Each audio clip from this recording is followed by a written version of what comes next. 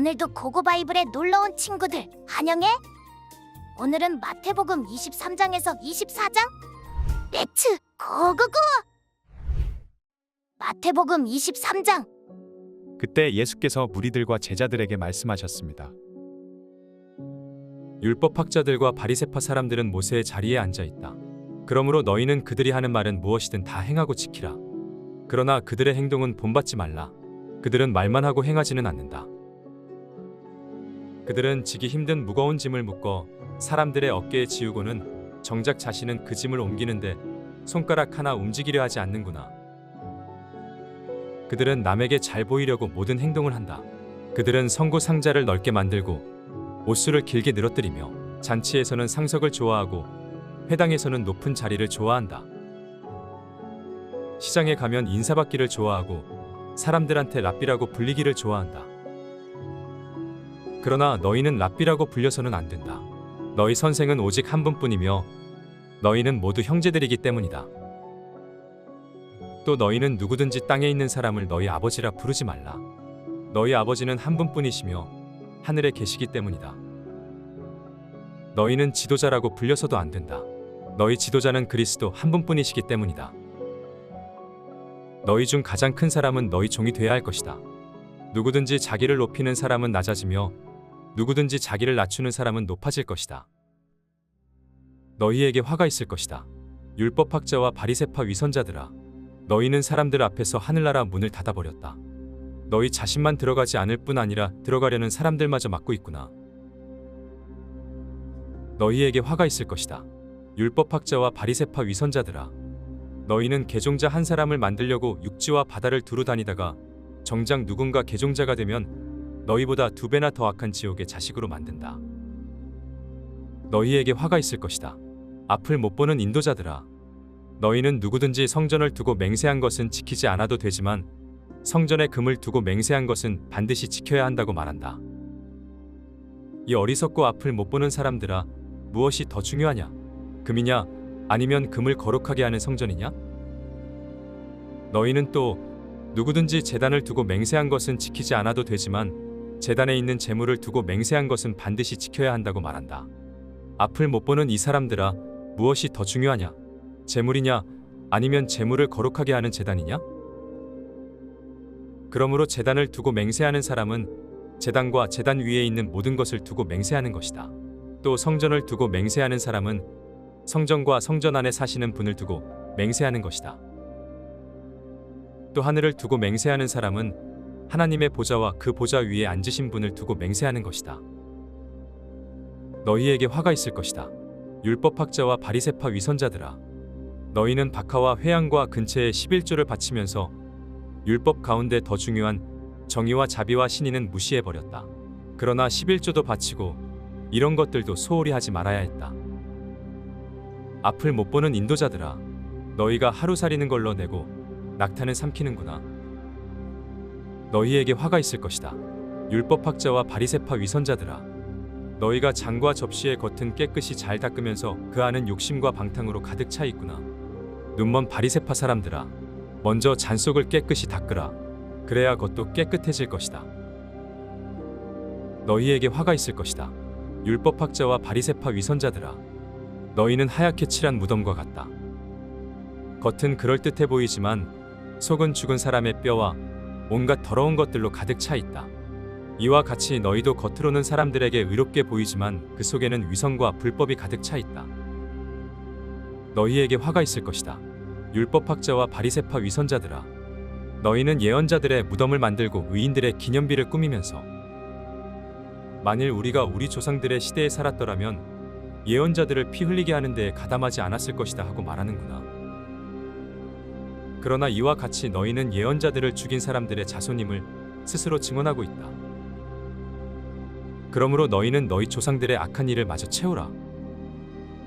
이 뱀들아, 이 독사의 자식들아, 너희가 어떻게 지옥의 심판을 피하겠느냐?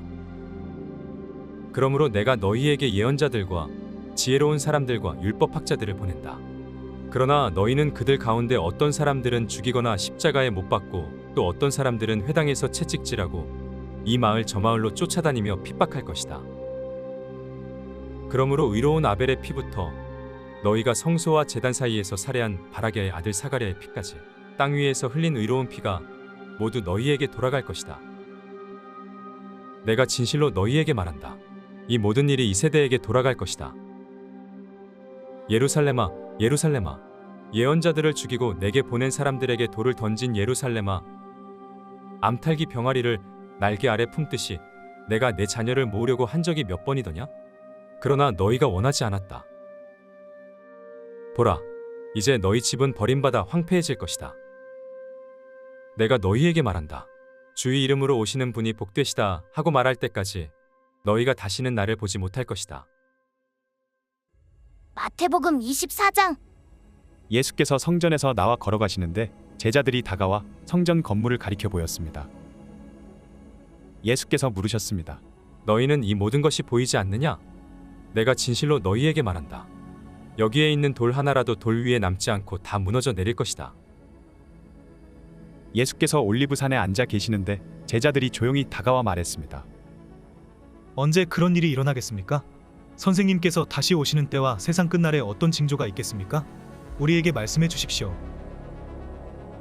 예수께서 대답하셨습니다. 어느 누구에게도 현혹되지 않도록 조심하라. 많은 사람들이 내 이름으로 와서 내가 그리스도다 하고 주장하면서 많은 사람들을 현혹할 것이다. 너희가 전쟁의 소식과 소문을 듣게 될 것이다. 그러나 결코 놀라지 말라. 이런 일이 반드시 일어나야 하겠지만 아직 끝이 온 것은 아니다. 민족과 민족이 서로 대항해 일어나고 나라와 나라가 서로 대항해 일어날 것이다.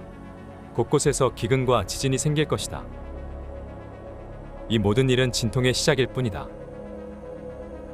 그런 후에 사람들이 너희를 핍박당하도록 넘겨주고 너희를 죽일 것이며 모든 민족이 나로 인해 너희를 미워할 것이다.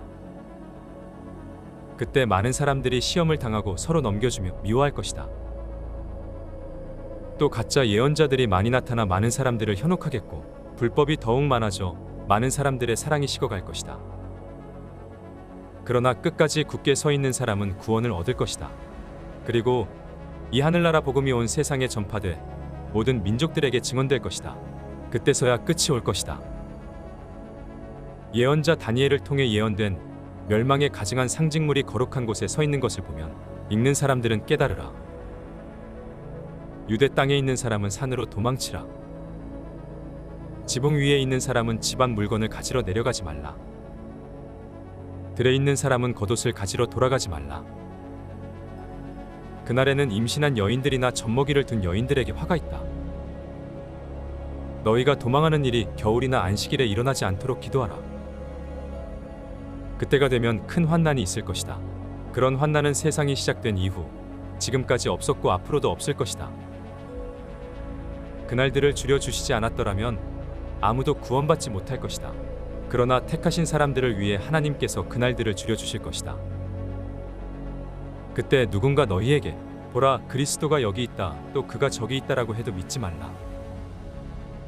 가짜 그리스도들과 가짜 예언자들이 나타나 놀라운 표적과 기사를 보이면서 가능한 한 선택받은 사람들까지도 현혹할 것이다. 보라 그때가 오기 전에 내가 미리 너희에게 일러두었다. 그러므로 누가 너희에게 그리스도께서 저기 광야에 계시다라고 해도 나가지 말고 또 그리스도께서 여기 골방에 계시다라고 해도 믿지 말라. 번개가 동쪽에서 치면 서쪽까지 번쩍이듯이 인자가 오는 것도 그럴 것이다. 시체가 있는 곳에는 독수리들이 모여드는 법이다. 그 환난의 날들이 끝나자마자 해가 어두워지고 달이 빛을 내지 않을 것이며 별들이 하늘에서 떨어지고 하늘의 세력들이 흔들릴 것이다. 그때 인자의 표적이 하늘에 나타날 것이고 세상의 모든 민족이 통곡할 것이다. 그들은 인자가 능력과 큰 영광 가운데 하늘의 구름을 타고 오는 것을 보게 될 것이다.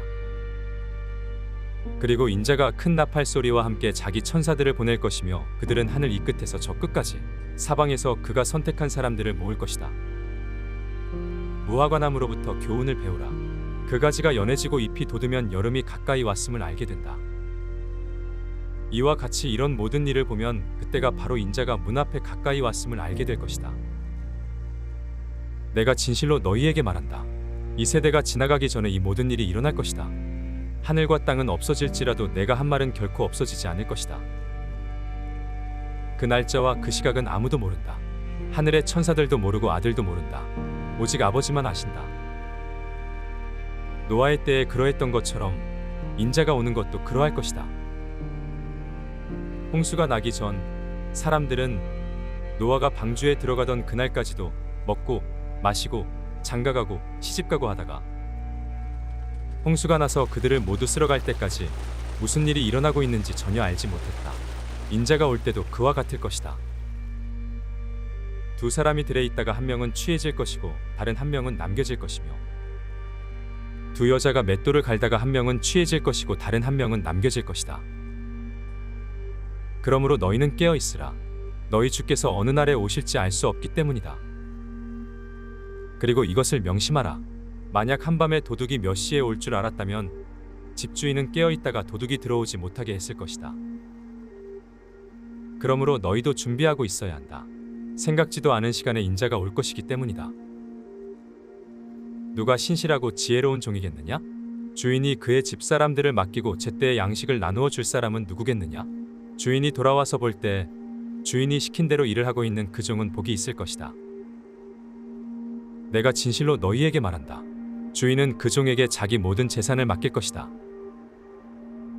그러나 그 종이 악한 마음을 품고 생각하기를 내 주인은 아직 멀리 있다라고 하며 함께 일하는 다른 종들을 때리고 술 좋아하는 친구들과 어울려 먹고 마신다면, 종이 미처 생각지도 못한 날에 그리고 알지도 못한 시각에 그 종의 주인이 돌아와 그 종을 처벌하고 위선자들과 함께 가두리니 그들은 거기서 슬피 울며 이를 갈 것이다.